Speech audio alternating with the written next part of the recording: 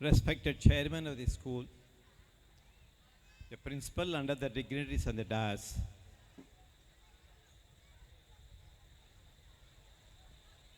parents, guests and other friends, మీ అందరికీ హృదయపూర్వకంగా నమస్కరిస్తూ, this is being an English medium school, principal has an obligation to speak in English.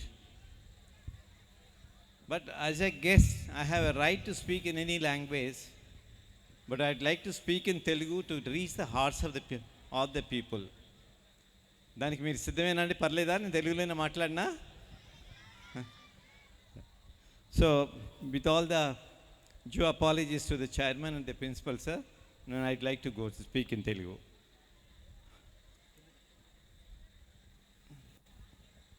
Chaturya స్కూల్కి సంవత్సరం పూర్తయింది. కానీ నాకేమనిపిస్తుంది అంటే 30 సంవత్సరాల ఎక్స్పీరియన్స్ ఉన్న స్కూల్లాగా ఈరోజు ప్రిన్సిపల్ గారు మనందరికీ ప్రజెంట్ చేశారు.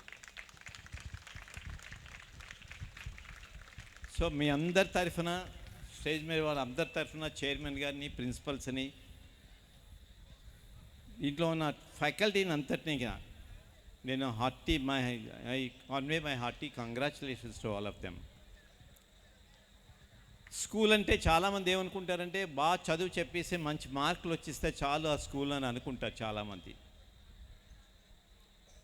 ఒక 15-20 సంవత్సరాల క్రితం స్కూల్ అంటే అదే భావం ఉండేది ఎవరికైనా.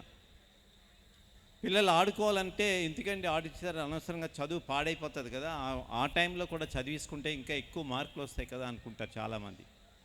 అది నిజంగా కరెక్ట్ కాదు. అది టోటల్ ఎడ్యుకేషన్ ఎక్కడైతే ఉందో అదే రియల్ స్కూల్. అది అంటే పిల్లలు బాగా చదవాలి, ఎకడమిక్గా బాగుండాలి, ఫిజికల్గా బాగుండాలి, వాళ్ళకి డెఫినెట్గా ఆరోగ్యం ఉండాలి, బాగా ఆటలాడుకోవటం అనేది చాలా చాలా ముఖ్యం, సోషల్గా బాగుండాలి, పిల్లలందరూ కలిసి ఉండటం అనేది చాలా ముఖ్యం, పిల్లలు ఎక్కడ దెబ్బలాడుకోకుండా డెమోక్రటిక్గా ఉండాలి, అది కూడా ఈ స్కూల్లో ఉంది. బికాస్ వాళ్ళు క్యాబినెట్ పెట్టారు చాలా చక్కగా. ప్లస్ కల్చర్ యాక్టివిటీస్ మనం ఇందా చూసాం, చాలా బాగా పిల్లలు డాన్స్ చేశారు. ఇవి కాకుండా వాళ్ళకి స్పోర్ట్స్ అని అదర్ యాక్టివిటీస్ అన్నీ ఖచ్చితంగా ఉంటే కాకుండా ప్రశ్నించే తత్వం, అర్థం చేసుకునే తత్వం, మాట్లాడే తత్వం ఈ స్కూల్లో నేర్పుతున్నారని ఇప్పుడే విన్నాను, నేను చూశాను ఇక్కడ ప్రిన్సిపల్ గారు చెప్తూ ఉంటే. That is the greatest school always. స్కూల్లో చదువు చెప్పటం, మార్కులు తెప్పించడం గొప్ప కాదు. పిల్లల చేత ఏదైనా ఉంటే టీచర్ని అడగాలి, ప్రశ్న అడిగటం గొప్ప. అట్లాగే ఒక విషయాన్ని అర్థం చేసుకోవడం గొప్ప. తిరిగి చెప్తే మళ్ళీ తిరిగి పిల్లలు తప్పకుండా చెప్పడం అనేది చాలా ముఖ్యం. నా ఉద్దేశంలో ఫ్యూచర్ ఎడ్యుకేషన్లా ఉండదు. పుస్తకాలు బట్టి పట్టడం అనేది నా ఉద్దేశంలో ఇంక అనదర్ 10 yearsలో ఖచ్చితంగా మరుగున పడిపోతుంది. ఈరోజు టీచర్స్ ఏమనుకుంటున్నారు నాకు తెలియదు, కానీ ఖచ్చితంగా మరుగున పడిపోతుంది. పిల్లలకి ఒక విషయం చెప్తే బాగా అర్థమైందా లేదా, అర్థమైన విషయాన్ని తప్పకుండా తన సొంత మాటలతోటి చక్కగా చెప్పగలుగుతున్నాడు దాన్ని ఎక్కడైతే ఉంటుందో అక్కడే డెఫినెట్గా స్కూల్. టీచర్స్ అందరు పిల్లల్ని చూసి అమ్మో ఏ ప్రశ్న అడుగుతారని భయపడిన రోజుని దట్ ఈస్ డెఫినెట్గా వెరీ గుడ్ స్కూల్ అంటాను నేను. ఇవాళ అట్లాగా అన్నిట్లోనూ సమానంగా చక్కగా బ్యాలెన్స్డ్గా తీసుకెళ్తున్న స్కూల్కి చూసి I really appreciate the chairman గారిని, సార్ మిమ్మల్ని ప్లస్ మీ స్టాఫ్ని, మీ ప్రిన్సిపల్ అందరినీ నేను ప్రత్యేకంగా అభినందిస్తున్నాను యాక్చువల్గా. సో 1 yearలో ఇంతమంది పిల్లల్ని తీసుకొచ్చి ఇంత చక్కగా తీసుకున్నారంటే చాలా చాలా గొప్ప విశేషం అది. కానీ నేను మీ అందరికీ చెప్పేది ఏంటంటే, ఒక డాక్టర్గా కాకుండా తెలుగు నేర్చుకోవటం అనేది చాలా చాలా ముఖ్యం.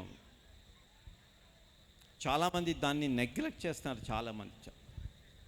ఇప్పుడు చాలా స్కూల్స్లో ఆల్మోస్ట్ 9th పాస్ అయ్యి బయటకు వచ్చి ఇంకా 10th వెళ్తున్న స్కూల్స్ నేను అడిగి చూస్తే కరెక్ట్గా వాళ్ళ నాన్న పేరు రాయమంటే రాయలేకపోతున్నారు, వాళ్ళ ఊరి పేరు ఎలమంచిలి అని రాయమంటే రాయలేకపోతున్నారు. That is not correct. అది ఇక్కడ మట్టుకు ఖచ్చితంగా తల్లిదండ్రులు శ్రద్ధ తీసుకోవాల్సిన బాధ్యత మీదే. ఇంగ్లీష్ మీడియం స్కూల్లో మీకేం ప్రాబ్లం లేదు ఇంగ్లీష్ గురించి. మాతృభాష ఎప్పుడైతే మనకి బాగా వచ్చిందో ఆ మాతృభాష నుంచే ఇంకొక లాంగ్వేజ్ చాలా ఈజీగా నేర్చుకుంటారు. హిందీ నేర్చుకోవడం చాలా ఈజీ, ఇంగ్లీష్ నేర్చుకోవడం చాలా ఈజీ, బట్ తెలుగు నేర్చుకోవడం కానీ అంత ఈజీ ఏం కాదు. తెలుగు నేర్చుకోవడం చాలా చాలా కష్టం. నేను చాలామంది ఇంజనీరింగ్ పాస్ అయిన అమ్మాయిలు, మంచి మంచి జాబ్ చేస్తున్న అమ్మాయిలు కరెక్ట్గా, మీరు ఆశ్చర్యపోవద్దు, క్షీర రామలింగేశ్వర స్వామిని రాయమంటే వాళ్ళు రాయలేకపోతున్నారు ఈరోజు. బికాజ్ తెలుగు మర్చిపోయారు ఆల్మోస్ట్. అది ఆ పరిస్థితి మనకి రాకూడదు, మీ పిల్లలకి రాకూడదు. ఒక్కసారి మనం తెలుగు మర్చిపోతే డెఫినెట్గా మన తెలుగు సంస్కృతి కానీ మన సంస్కృతి అని ఖచ్చితంగా మర్చిపోతాం మనం. సో దయచేసి నేనేమంటానంటే, స్కూల్లో ఏం చెప్పినా కానీ తెలుగు సబ్జెక్ట్ ఎట్లాగ ఉంటుంది, మీరు ఇంటి దగ్గర మట్టుకు డెఫినెట్గా వాళ్ళ పిల్లల్ని తెలుగులోనే మాట్లాడించండి, తెలుగులోనే రాయించండి, తెలుగులోనే మీరు కమ్యూనికేట్ చేయండి బాగా. అంటే చాలా మటుకు మీరే కాదు, నేను కూడా బహుశా మాట్లాడే దాంట్లో చాలా మటుకు ఇంగ్లీష్ పదాలే తెలియకనే దొరికిపోతున్నాయి. మరి నేను ఇప్పుడు అచ్చ తెలుగులో మాట్లాడతాను లేదో మీరే చూడాలి. కానీ చాలా చోట్ల సగం ఇంగ్లీషే ఉంటుంది, సగం తెలుగు ఉంటుంది. సో అది మొట్టమొదటి విషయం. రేపు రెండో విషయం నాకేమనిపించిందంటే, ఆరోగ్యం చాలా ముఖ్యం. ఒప్పుకుంటారా అండి? ఒప్పుకుంటారా లేదా? ఈరోజు పిల్లలు ఎవ్వరూ కూడా, నేను తల్లిదండ్రులదే తప్పు పడతాను, మంచి ఆహారం ఎవరూ తినడం లేదు. చాలా చాలా జంక్ ఫుడ్ తింటున్నారు అందరూ. Even second year, third year చదివి 2వ క్లాస్ 3వ క్లాస్ చదివే పిల్లలు కూడా డిమాండ్ చేస్తున్నారు చాక్లెట్స్ అని, లేకపోతే బిస్కెట్స్ అని, అన్నిటికి అవన్నీ మైదాతో తయారు చేసినవి. ఇంకా వరస్ట్ ఏంటంటే, కొద్ది పెద్ద అయిన పిల్లలందరూ ఎవ్రీడే వాళ్ళకి బిర్యానీ పెట్టకపోతే ఊరుకోవడం లేదు.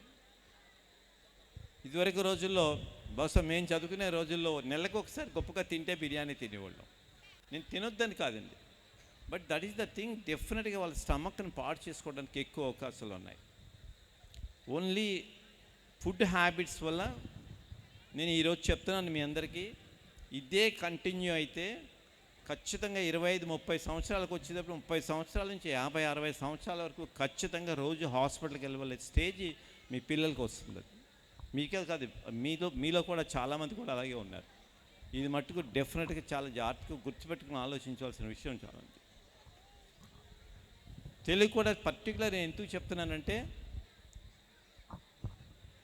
ఒకప్పుడు మనకి 12,500 భాషలు ఉండి ప్రపంచంలో అంతా. ఇవాళ మనకి 7,500 భాషలే ఉన్నాయి. తదిమీ 5,000 భాషలు పూర్తిగా మరుగున పడిపోయినాయి లాస్ట్ 3,000-4,000 ఇయర్స్లో. ఈ 7,500 భాషల్లో నెక్స్ట్ 100 ఇయర్స్లో ఇంకొక 500 భాషలు మరుగున పడిపోతున్నాయి, పూర్తిగా మరుగున పడిపోతాయని నేను చెప్పలేదు, యునైటెడ్ నేషన్స్ చెప్తుంది ఇవాళ. ఆ భాషలో మొట్టమొదట మరుగున పడిపోయే భాష తెలుగు భాష. అంటే మీరందరూ కనుక శ్రద్ధ తీసుకోకపోతే మన భాషని, మన సంస్కృతిని మనమే చంపేసుకుంటున్నాం ఈరోజు. దయచేసి నేను ఇక్కడ కోరుకునే పేరెంట్స్ అందరినీ నేను రిక్వెస్ట్ చేసేది ఏంటంటే, డెఫినెట్గా మీ పిల్లలకి స్కూల్లో చెప్పవలసిన అవసరం లేదు, మీరేమో ఇంటి దగ్గర మటుకు ఖచ్చితంగా తెలుగు చదివించండి. అన్నిటికన్నా ఎక్సలెంట్ ఉంది పెద్ద బాల శిక్ష ఉంది మనకి, అది ఇచ్చి ఒక్కసారి చదివిస్తే చాలు, ఇంకా మేము తెలుగు ఖచ్చితంగా మర్చిపోరు వాళ్ళందరూ. మీరు ఎప్పుడు సండేస్ 1 గంట చదివించండి దాన్ని. ఈ లాస్ట్ 6 ఇయర్స్ కనుక పెద్ద బాల సెక్షన్ సండేస్ చదివితే మీరు ఖచ్చితంగా చాలా బాగుంటుంది. నేను ఈ స్కూల్లో ఎవ్రీడే గేమ్స్ ఆడిస్తున్నారంటే ఐఎమ్ రియల్లీ హ్యాపీ. చాలా స్కూల్లో అసలు గ్రౌండే లేదు. అంచేత నేను ఖచ్చితంగా వీళ్ళందరినీ మటుకు, మీరు అంత బాగా మిమ్మల్ని ఎంకరేజ్ చేసినందుకు, మీరు బాగా చదువుకు, నేనైతే ఎవరినైనా అడిగితే నువ్వు ఎంత బాగా అల్లరి చేస్తావో, నువ్వు ఎంత బాగా చదువుతున్నావు నేను అడగను ఎప్పుడు ఎవరిని, నువ్వు బాగా అల్లరి చేస్తున్నావా లేదా అని అడుగుతాను నేను.